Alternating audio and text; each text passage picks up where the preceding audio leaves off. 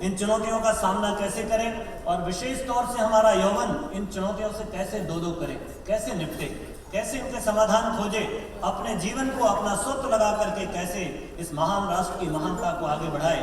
इस बात के लिए मैं आमंत्रित करने जा रहा हूं आदरणीय डॉक्टर चिन्मय पंड्या जी, जो हमारे बीच में हम सबके प्रतिनिधि के रूप में उपलब्ध है। मंच पर आप सबका प्रतिनिधित्व कर रहे हैं वो हमारे देव संस्कृति विश्वविद्यालय के प्रतिकुलपति। मैं बहुत श्रद्धा के साथ उनको आमंत्रित करता हूं अपने विषय पर वर्तमान चुनौतियां और युवा वर्ग हम सबके मार्गदर्शन। के सूक्ष्म संरक्षण में इस प्रांतीय युवा चेतना शिविर के अवसर पर बिहार की धरती पर हम सबको मार्गदर्शन करने के लिए यहाँ पधारे देव संस्कृति विश्वविद्यालय के कुलाधिपति आदरणीय डॉक्टर प्रणव पंड्या जी, नेता प्रतिपक्ष श्री राम नरेश यादव जी,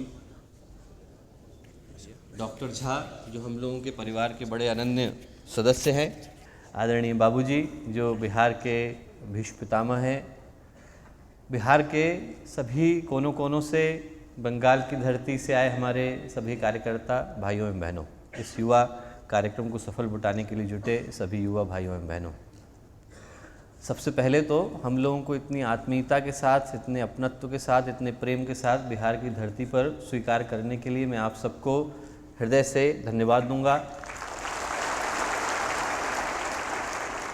अंतिम बार आदरणीय वंदनीय माता जी के साथ, आदरणीय पापा, आदरणीय मम्मी के साथ 1993 में बिहार अश्वमेध के समय, पटना अश्वमेध यज्ञ के समय इस धरती पर आने का अवसर मिला था। तो ये बड़ा सौभाग्य है कि पुनः से मैं आप लोगों को यहाँ पर देख रहा हूँ, उसी भाव को यहाँ पर महसूस कर रहा हूँ। ये वो पुण्य धरती है, ये वो पावन धरा है जिसने भगवान बुद्ध के बोध को अपने सामने घटते हुए पाया। ये वो पावन धरा है जहाँ पर भगवान महावीर ने अहिंसा की बातों को बाकी लोगों को सुनाया। ये वो धरती है जहाँ पर किसी समय गुरु गोविंद सिंह रहा करते थे। ये वो धरती है जिसने सम्राट अशोक को अजातशत्रु बनते देखा। तो मैं इस धरती को, इस पुण्य भूमि को नमन करता हूँ, आप लोगों के गर्व और गौरव को नमन करता हूँ, आप लोगों के श्रद्धा और समर्पण को नमन करता हूँ, आप लोगों के आस्था और विश्वास को नमन करता हूँ। जिस विषय पर बोलने के लिए आदरणीय दुबे मामा जी ने मुझसे कहा है वो ये है कि वर्तमान युग में हम लोगों के समक्ष क्या चुनौतियां हैं और हम उनका निराकरण कैसे कर सकते हैं। यदि इस विषय को समझना होगा तो हमें भारतीय संस्कृति के शास्त्रों को एक बार देखना होगा। यदि हम लोग भारतीय संस्कृति के सारे शास्त्रों को उठा करके देखें, वेदों को उठा करके देखें, पुराणों को उठा करके देखें, उपनिषदों को उठा करके देखें, तो हम पाएंगे कि वो सारे के सारे मानव और मानवीय जीवन की गरिमा की प्रशंसा से भरे पड़े हैं। कोई कहता है कि मनुष्य भटका हुआ देवता है, तो कोई कहता है कि मनुष्य परमात्मा का वरिष्ठ राजकुमार है, तो कोई कहता है कि इंसान को विधाता ने अपने हाथों से गढ़ा है। ऋषि मुनि, देवी देवता, यक्ष, गंधर्व, किन्नर, प्रत्यभिदेवता, अधिदेवता, जितने भी देवी देवता हैं, जितने भी लेखक हैं, चिंतक हैं, विचारक हैं, दार्शनिक हैं, ऋषि हैं, मुनि हैं, कवि हैं, वो सारे के सारे मनुष्य जीवन को, मानवीय योनि को परम सौभाग्य बताते हैं। आप आचार्य शंकर को पढ़िए, विवेक चूड़ामणि के तीसरे श्लोक तक नहीं पहुँचेंगे कि आचार्य शंकर कहते हैं दुर्लभम त्रयमे वेते देवानुग्रह हेतुकम मनुष्यत्वम मुमुक्षत्वम महापुरुष संशय। इस संसार में तीन चीज़ें बड़ी दुर्लभ हैं और भगवान के अनुग्रह से ही मिलती हैं। मनुष्य का जन्म, मोक्ष की इच्छा, महापुरुषों का साथ। कल के दिन हम लोगों ने कार्यक्रम देखा, बच्चों ने कहा बड़े भाग से मनुष्य तन पाया, बड़े सौभाग्य के बाद ये मनुष्य जीवन मिला है। हर कोई यही कहता है कि मनुष्य का जीवन बड़े प्रयत्नों के बाद, बड़ी कोशिशों के बाद, बड़े सौभाग्य के बाद, बड़ी ब्लेसिंग्स के बाद, बड़े आशीर्वाद के बाद, बड़े अनुग्रह के बाद मिलता है। भगवान की कृपा होती है तब मिलता है। तो ऐसे सौभाग्यशाली प्राणी को जिसकी देह मिलना देवताओं के लिए दुर्लभ कहा जाता है, ऐसे सौभाग्यशाली प्राणी को जिसे परमात्मा का एक अंश कहा जाता है, ऐसे सौभाग्यशाली प्राणी को जिसे ईश्वर का एक अंश होने का अधिकार प्राप्त है, ऐसे सौभाग्यशाली प्राणी को जिसके शरीर में अवतरित होने के लिए राम, कृष्ण, बुद्ध, महावीर, गांधी, पूज्य गुरुदेव, विवेकानंद जैसी विभूतियाँ जिसके अंदर अवतरित होती हों, ऐसे सौभाग्यशाली प्राणी को कष्टों से, कठिनाइयों से मुक्त होना चाहिए था। ऐसे सौभाग्यशाली प्राणी को चिंता, परेशानी, हैरानी, बेचैनी से मुक्त होना चाहिए था। ऐसे सौभाग्यशाली प्राणी का जीवन निरापद होना चाहिए था। ऐसे सौभाग्यशाली प्राणी का जीवन स्वच्छंद, उन्मुक्त, सुख से, संतुष्टि से भरपूर, प्रेम से सराबोर, आत्मा के ज्ञान से परिपूर्ण होना चाहिए था। पर यदि हम लोग नज़र उठा करके देखें, चारों ओर देखें, तो हम पाएंगे कि सौभाग्यशाली व्यक्ति तो अंगुली पर आपको गिनने पे मिल जाएंगे। ऐसे लोग जिनका जीवन अंदर से बाहर से सुख और शांति से परिपूर्ण है, ऐसे व्यक्ति जिनका जीवन अंदर से शांत हो गया है और बाहर से बिल्कुल चिंता से विमुक्त हो गया है, ऐसे व्यक्ति आपको अंगुली पे गिनने को मिल जाएंगे। पर 99% पॉपुलेशन में आपको वो लोग देखने को मिलेंगे जिनका जीवन हैरानी से, परेशानी से, बीमारी से, बेचैनी से, सामाजिक समस्याओं से संतृष्ट है। हजार परेशानियों से वो अपने आप को घिरा हुआ पाते हैं। शरीर को देख लीजिए आप, ज़्यादातर व्यक्तियों के शरीर को देख लीजिए तो ऐसा लगता है कि सारी बीमारियों का हेडक्वार्टर शरीर बन गया है। आज से पहले एक समय ऐसा था कि जब राज्य के अंदर डॉक्टर को पैसे तब दिए जाते थे जब उस राज्य में कोई बीमार नहीं पड़ता था। निरोग रखने के लिए डॉक्टर को इलाज के लिए पैसे मिलते थे, इलाज करने के लिए नहीं मिलते थे। Prevention was treated. यदि आप राज्य में किसी को बीमार नहीं पड़ने देंगे तो फिर राज्य आपको पैसे देगा, यदि आप बीमार पड़ने देंगे तो आपके होने का कोई मतलब नहीं। और आज की तारीख में बेचारे डॉक्टर को इतने सारे रोग हैं कि दूसरे का तो हिसाब लगाना मुश्किल है। सर्दी जुकाम तो डेली यूज़ के आइटम हो गए। हर व्यक्ति को सीज़न में एक आध बार आदमी को बीमारी नहीं हो, जुकाम नहीं हो, खांसी नहीं हो, बुखार नहीं हो तो ऐसा लगता है खाली कुछ हुआ नहीं इस बार। आदमी को बड़ा अजीब सा लगता है कि इस बार खाली सा रह गया। Constipation, arthritis, diabetes, blood pressure, दिल की तकलीफ़, ये फैशन में है, सदाबहार रोग है, हर व्यक्ति को होते हैं, एक आध बार आदमी को ले ही लेना चाहिए।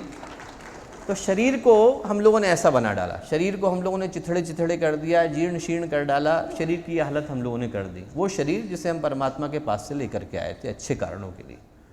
शरीर से थोड़ा ऊपर उठ करके मन के तल पर यदि हम लोग देखें तो हम पाएंगे कि हर व्यक्ति टेंशन से, स्ट्रेस से, तनाव से, बेचैनी से इतना घिरा हुआ है कि ज़िंदगी का एक मतलब ही बेचैनी हो गया है।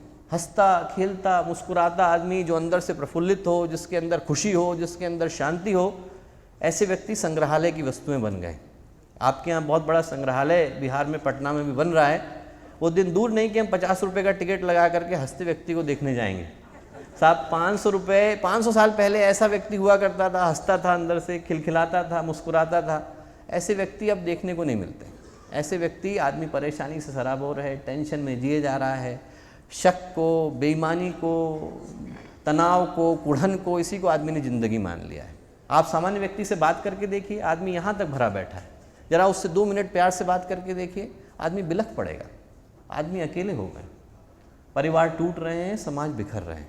हम लोगों ने ज़िंदगी की परिभाषा तनाव बना दी। आदमी ज़िंदगी को बोझ की तरह अपने कंधे पर गट्ठर की तरह ढोए जा रहा है। यदि ऐसा न रहा होता तो डॉक्टर साहब यहाँ पर बैठे हैं, आदरणीय पापा बैठे हैं, मैं भी एक डॉक्टर हूँ, हम लोग बेरोजगार हो गए होते, हम लोगों का रोजगार खत्म हो गया होता। पर प्रश्न हम लोगों के रोजगार के फलने फूलने का नहीं, प्रश्न इस बात का है कि क्या मनुष्य जीवन का यही अर्थ है? Is this the meaning of human life? यदि दुनिया इतनी बेकार रही होती, यदि मनुष्य जीवन का यही अर्थ होता कि आदमी बीमारियों, परेशानियों के गट्ठर के रूप में अपने को अपने कंधे पर ढोए और ज़िंदगी को जैसे तैसे काटे, ज़िंदगी को जैसे तैसे काटे, एक बोझ की तरह काटे, तो न तो इस शरीर में आने को भगवान राम राजी हुए होते और न मोहम्मद राजी हुए होते, न इस शरीर में आने को कृष्ण राजी हुए होते और न ईसा मसीह राजी हुए होते, न इस शरीर में आने को गुरुदेव राजी हुए होते और न महर्षि अरविंद राजी हुए होते। इस शरीर में आने को कोई राजी नहीं हुआ होता। यदि मनुष्य जीवन का यही अर्थ है कि आदमी को चिंता में, परेशानी में, सामाजिक समस्याओं में अपना जीवन गुजार देना है, तो फिर हमें महापुरुषों के नाम इतिहास की किताबों से हटा देने चाहिए। तो फिर हमें उन शास्त्रों को भुला देना चाहिए जो ये कहते हैं कि मनुष्य देवी चेतना का अंश है, मनुष्य परमात्मा का राजकुमार है, मनुष्य भगवान का बेटा है, मनुष्य को विधाता ने अपने हाथों से गढ़ा है। हमें उन शास्त्रों को भुला देना चाहिए, पर ऐसा है नहीं, ऐसा है नहीं। बुद्ध भी हमारे बीच में से निकल करके आते हैं, महावीर भी हमारे बीच में से निकल करके आते हैं, कृष्ण भी हमारे बीच में से निकल करके आते हैं, राम भी हमारे बीच में से निकल करके आते हैं, गुरुदेव भी हमारे बीच में से निकल करके आते हैं, रामकृष्ण परमहंस भी हमारे बीच में से निकल करके आते हैं। और ये बताने के लिए आते हैं कि मनुष्य जीवन इस तरीके से भी जिया जा सकता है जैसा ज़्यादातर समुदाय अपने जीवन को जी रहा है परेशानियों से, बीमारियों से, हैरानियों से, टेंशन्स के साथ, स्ट्रेस के साथ, शरीर की समस्याओं के साथ, मन की समस्याओं के साथ, समाज की समस्याओं के साथ, ऐसे जीने की कोई आवश्यकता नहीं। हम चाहें तो अपने जीवन को सौभाग्य के साथ जी सकते हैं, हम चाहें तो अपने जीवन को गर्व के साथ जी सकते हैं, हम चाहें तो अपने जीवन को गौरव के साथ जी सकते हैं। फिर क्या कारण है कि जैसा जीवन वो लोग जीते हैं वैसा जीवन जी पाने में हम लोगों को तकलीफ होती है? यदि हम लोग इस विसंगति का कारण जानना चाहें, यदि हम लोग इस विडंबना का कारण जानना चाहें, तो हमें अपने अंतर्मन में उतरना होगा। यदि हम लोग अपने अंतर्मन में उतरें तो हम अपने आप से पूछ पाएंगे कि हमसे मानव जीवन का उद्देश्य जानने में कहाँ भूल हो गई, कहाँ हमसे गलती हो गई कि हम इस मनुष्य जीवन का लक्ष्य और उसका पर्पस सही से नहीं जान पाए। यदि हम लोग अपने आप से पूछें तो हम पाएंगे कि हम लोग जो भगवान के पास से लेकर के आए थे, जो हम लोग ऊपर वाले के पास से लेकर के आए थे, जो संपत्ति हमें ऊपर वाले ने दे करके भेजा था, हम उसको भुला बैठे और उन चीज़ों के पीछे हमने अपना जीवन लगा दिया जो चीज़ें किसी कीमत की नहीं थी, किसी कीमत की नहीं थी। उसमें से पहला नाम मैं बोलूँगा व्यर्थ की संपत्ति की चाहत। आदमी की आवश्यकता क्या है, आदमी का गुजारा कितने में हो सकता है, आदमी को जितनी चीज़ें चाहिए आदमी उससे ज़्यादा चाहता है, अभी चाहता है, इसी वक्त चाहता है और किसी कीमत पर चाहता है, दूसरे को मार करके चाहता है। मेरा सिरदर्द दूसरे की मौत से बढ़ करके है, मेरे को अभी तकलीफ है, उसका इलाज होना चाहिए, दूसरा मर रहा है तो मरता रहे। आदमी ने अपने स्वार्थ को सर्वोपरि बना लिया और उसको ये चीज़ें अभी चाहिए, किसी कीमत पे चाहिए, किसी भी हालत में चाहिए। हमारी आवश्यकता क्या है, हमारा गुजारा कितने में हो सकता है, इससे किसी को कोई मतलब नहीं। हर आदमी अपनी पैसे की हविश को किसी भी कीमत पर पूरा करना चाहता है। गुरुदेव कहा करते थे कि एक भ्रांति मनुष्य के जीवन में बैठ गई है कि हर आदमी ये सोचता है कि पैसे को बढ़ाकर दुनिया की हर समस्या का समाधान किया जा सकता है, कि हमारी समस्याओं का एक ही इलाज है, एक पैसा बढ़ जाए। हर आदमी ये सोचता है। गुरुदेव कहा करते थे बड़ी भ्रांति। एक ज़माना था जब हम लोगों को ये लगता था कि बड़प्पन का आधार आदमी के गुणों से, आदमी के व्यक्तित्व से, आदमी की प्रतिभा से, आदमी की सादगी से, आदमी की शालीनता से, आदमी की विनम्रता से होता था। आज की तारीख में बड़प्पन, महानता का पैमाना आदमी का पैसा बन गया है। जिसके पास जितना ज़्यादा पैसा है और जितना बेतुके ढंग से वो खर्च करता है, हम लोग उसे उतना ही महान मानते हैं। सामान्य व्यक्ति भी यही सोचता है कि यदि उसे कुछ न करने की, खाली बैठने की, मक्खी मारने की, दूसरों पर हुक्म चलाने की जॉब मिल जाए तो आदमी बड़ा सौभाग्य मानता है कि चलो हमारा तो जीवन बन गया, 5 रुपये भगवान को प्रसाद भी चढ़ाएगा कि हमारा तो जीवन अच्छा हो गया। आदमी यही सोचता है कि हमारे जीवन का ध्येय यही होना चाहिए। गुरुदेव कहा करते थे कि सापाधापी में, इस अजीब किसी दौड़ में जिसमें कि हम लोग ये चाहते हैं कि हमें जितनी आवश्यकता है उससे ज़्यादा को हम पूरा कर लें और किसी भी हालत में पूरा कर लें, उसमें हम उनको भुला बैठे जो हमारे लिए कीमती थे, जो हमारे लिए मूल्यवान थे। आज आदमी के पास 2 घंटे फेसबुक पर बैठ करके अपने स्टेटस को अपडेट करने के लिए समय है, पर घर में पत्नी बच्चे बैठे हैं, माता पिता हैं, चाचा चाची हैं, उनके पास आदमी 2 मिनट बैठ करके प्यार से बात करने के लिए तैयार नहीं है। ख्वाबों की दुनिया के चक्कर में हम असली दुनिया को भुला बैठे, रेत के टीलों के चक्कर में हम असली घरों को उजाड़ रहे हैं, इंटरनेट के संबंधों के चक्कर में हम उनको भुला रहे हैं जो हमारे लिए कीमती। और इस भागदौड़ के बाद कल्पना करिए कि सब कुछ हम लोग भागे, इतना सब भागने के बाद हमें कुछ मिल भी जाए तो उसका फायदा क्या? भूख प्यास, परिवार सबको उजाड़ कर, समाज को गंवा कर, परिवार को ठुकरा करके हमें कुछ मिल भी गया तो उसकी कीमत क्या है? मुझे सिकंदर की कहानी याद आती है कि सिकंदर जब भारत आया तो उसने देखा कि एक सैनिक जा रहा था, तो सैनिक जो है, उसकी माँ जो है सैनिक की लाश के साथ बड़ा चिपक करके रो रही थी। भारतीय सैनिक था, सिकंदर के साथ लड़ते लड़ते मर गया, तो उसकी माँ जो है बड़ा चिपक करके रो रही थी। सिकंदर को बड़ा दर्द हुआ, उसने कहा मेरी माँ ने तो कभी मुझे ऐसा प्यार नहीं किया। तो उसने कहा कि मुझे भी प्यार करोगी क्या, मैं बहुत पैसे दूंगा। उसने उस माँ से कहा मुझे भी प्यार करोगी क्या, मैं बहुत पैसे दूंगा। तो उस माँ ने कहा उसकी ओर, तू सिकंदर है क्या? तो सिकंदर को बड़ा आश्चर्य हुआ, उसने कहा ये तो मैं जानता भी नहीं, इसने कैसे पहचान लिया कि मैं सिकंदर हूँ? बोले सिकंदर के अलावा और कौन ऐसा मूर्ख हो सकता है जो सोचता है कि माँ का प्यार पैसे दे के खरीदा जा सकता है। तो दोस्तों, हम लोग उन चीज़ों को भुलाने लगे हैं जो चीज़ें हमारे लिए सबसे ज़्यादा कीमती थी। हम लोगों ने सोचा कि पैसा हमें माँ का प्यार दिला सकता है, हम लोगों ने सोचा कि पैसा हमें भाई का प्रेम दिला सकता है, हम लोगों ने सोचा कि पैसा हमें पिता का अपनत्व दिला सकता है। पैसा हमें ये सब नहीं दिला सकता। पैसा यदि ये दिला सकता होता तो पैसे ने सब कुछ दिला लिया होता।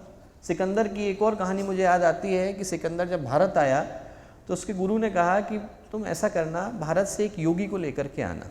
एक योगी को लेकर के आना जिसका मन शांत हो, हृदय शांत हो, ऐसे योगी को लेकर के आना। तो सिकंदर को एक मिल भी गए योगी। सिकंदर को योगी मिले, नदी के किनारे शांत ध्यान में बैठे थे। सिकंदर ने कहा कि आप मेरे साथ चलोगे, मेरे शहर चलना है। उन्होंने कहा जरूर चलूँगा, पर हो कौन तुम साहब, पहले अपना नाम बताओ। सिकंदर को बड़ा आश्चर्य हुआ। उसने कहा ये मेरे को नहीं जानता, मैं सिकंदर महान हूँ। उन्होंने कहा साहब मैं महान सिकंदर हूँ, अलेक्जेंडर द ग्रेट हूँ। उन्होंने कहा आपने ऐसा क्या किया जिसके कारण आपके नाम के आगे महान लगा हुआ है, ग्रेट लगा हुआ है? बोले मैं आधी दुनिया जीत चुका हूँ, बाकी की आधी दुनिया भी जीत लूँगा। बोले अच्छा सारी दुनिया जीत लोगे आप तो क्या करोगे? बोले तब मैं बहुत बड़ा महल बनाऊँगा जैसा किसी ने नहीं देखा हो, सोने का, हीरे का, रत्न जड़ित, और उसके अंदर एक से एक बढ़कर जो है आकर्षक चीज़ें रखूँगा। उन्होंने कहा फिर क्या करोगे? बोले फिर क्या, बहुत सारे उसके अंदर नौकर चाकर रखूँगा। बोले फिर क्या करूँगा? बोले फिर बहुत बड़ा राजकोष रखूँगा। बोले फिर क्या करोगे? बोले फिर क्या करूँगा, आराम से बैठूँगा चैन से, आराम से, फिर क्या करूँगा, उसके बाद क्या करने लायक है? बोले फिर इतना आराम करने के लिए, चैन करने के लिए इतनी भागदौड़ करने की क्या जरूरत है? मैं तो वैसे ही कर रहा हूँ अभी, आराम से तो मैं अभी ही बैठा हूँ। मन की शांति पाने के लिए, मन का सुकून पाने के लिए, अंदर अपनी आत्मा में सामंजस्य, संतुलन पाने के लिए न किसी भागदौड़ की आवश्यकता है, न दूसरे के ऊपर आक्रमण करने की आवश्यकता है, न किसी के ऊपर आधिपत्य जमाने की आवश्यकता है, और न किसी के ऊपर हमला करने की आवश्यकता है। यदि हम लोग चाहें तो वो सुख, शांति, सुकून अपने अंदर इसी क्षण हासिल कर सकते हैं। तो गुरुदेव यही कहा करते थे। गुरुदेव ये कहा करते थे कि मनुष्य ने अपना जीवन व्यर्थ की संपत्ति की चाहत के पीछे दौड़ दौड़ करके बर्बाद कर लिया। और ये बात मैं आपके साथ आज इसलिए डिस्कस कर रहा हूँ क्योंकि आप लोग युवा हैं, और यदि आज के दिन आप लोग अपने जीवन को सही दिशा दे पाने में सक्षम हो सके तो आने वाले भारत की तस्वीर कुछ और होगी। आने वाले भारत का भविष्य कुछ और होगा। जो गलतियाँ हमसे हुई, हमसे पहले वाली पीढ़ी से हुई, वो गलतियाँ आने वाली पीढ़ी से नहीं हो, इसलिए हम आप लोगों के साथ इस बात को यहाँ पर साझा करने के लिए उपस्थित हुए हैं। और युवा का मतलब उम्र से नहीं होता, युवा का मतलब सोच से होता है। युवा का मतलब इस बात से होता है कि आपके अंदर की उमंग अभी जिंदा है कि नहीं, आपके अंदर का उत्साह भी जिंदा है कि नहीं। युवा का मतलब वो जो पानी की तरह बहना जानता हो। युवा का मतलब वो जो आग की तरह तपना जानता हो। युवा का मतलब वो जिसका मस्तिष्क प्रखर और हृदय उदार। युवा का मतलब वो जो आगे बढ़े तो चट्टानों में रास्ता बना डाले। युवा का मतलब वो जो आगे बढ़े तो आसमानों में सुराख कर डाले। युवा का मतलब वो जो आगे बढ़े तो जमीन को हिला डाले। युवा का मतलब है गति, युवा का मतलब है प्रवाह, युवा का मतलब है ऊर्जा। यदि आपके अंदर की ऊर्जा अभी जिंदा है, यदि आपके अंदर का प्रवाह अभी जिंदा है, यदि आपके अंदर का यौवन अभी सोया नहीं, यदि आपके अंदर का उत्साह अभी ठहरा नहीं, तो फिर आप युवा हैं, तो फिर आपके अंदर का यौवन अभी जिंदा है। इस परिभाषा के अनुसार 92 वर्ष के गोस्वामी तुलसीदास युवा हैं, जिनने उस उम्र में आप रामचरितमानस लिखनी शुरू करी। 120 वर्ष के तेलंग स्वामी युवा हैं, जिनने उस उम्र में साधना शुरू करी। 64 वर्ष के जॉर्ज युवा हैं, जिनने उस उम्र में दुनिया की सबसे महत्वपूर्ण रेस जीती।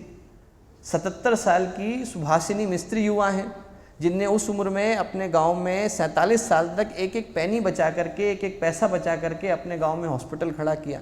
इस परिभाषा के अनुसार हम में से हर कोई युवा है। हम में से हर एक वो व्यक्ति जिसके अंदर का यौवन अभी ठहरा नहीं, जिसके अंदर का उत्साह अभी गया नहीं, जिसके अंदर की उमंग अभी जिंदा है, वो सभी युवा है।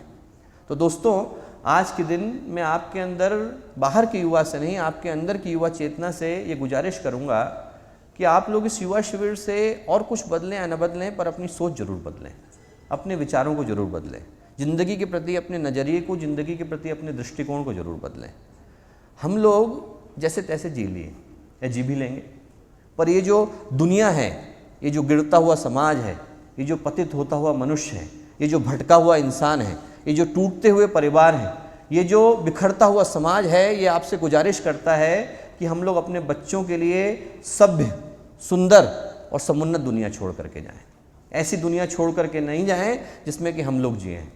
और ये जिम्मेवारी हम आप सबकी है। ये जिम्मेवारी इस बात की है कि हम में से हर व्यक्ति अपनी अकाउंटेबिलिटी को ले, अपनी रिस्पॉन्सिबिलिटी को ले, अपनी जिम्मेवारी को ले, इस बात को महसूस करे कि हम लोग इस धरती पर किस उद्देश्य को लेकर के आए थे और क्या हम अपने बच्चों के लिए छोड़ करके जाना चाहते हैं। आप लोग कहेंगे बात तो सही है, पर इसके लिए हमें करने की क्या आवश्यकता है? मैं कहूँगा ज़्यादा कुछ करने की आवश्यकता नहीं, हमें सिर्फ उस शक्ति की ओर देखने की आवश्यकता है जिनने अपना जीवन इस प्रामाणिकता के आधार पर जिया, जिसके आधार पर हम सब कुछ उनसे सीख सकते हैं। पूज्य गुरुदेव के जीवन को, उनके व्यक्तित्व को, उनके कृतित्व को अनुभव करने की आवश्यकता है, उस भाव को महसूस करने की आवश्यकता है जिसके आधार पर उन्होंने अपना पूरा जीवन जिया था। गुरुदेव ने सादा जीवन उच्च विचार की बात करी, पर सिर्फ बात नहीं करी, उसको जी करके दिखाया। मैं आपको उदाहरण से बताऊं, 1943 में जब गुरुदेव के पास जुगल किशोर बिरला जी मिलने के लिए आए, तो उस ज़माने में 1 करोड़ रुपया लेकर के आए और गुरुदेव से बोले कि गुरुदेव आप गायत्री का ऐसा मंदिर बनाइए जैसा दुनिया में किसी ने नहीं देखा हो। बिरला जी ने वैसे भी बहुत मंदिर बनाए थे और उनके मन में इच्छा थी। उन्होंने कहा गुरुदेव गायत्री का आपसे बड़ा साधक धरती पर कोई नहीं है, आप एक गायत्री का इतना सुंदर, इतना भव्य, इतना आकर्षक मंदिर बनाइए जितना किसी ने नहीं देखा। गुरुदेव मथुरा में थे।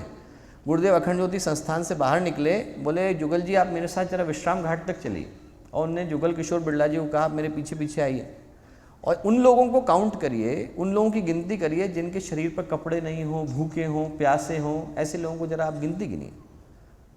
100 लोग जुगल किशोर बिरला जी ने गिने।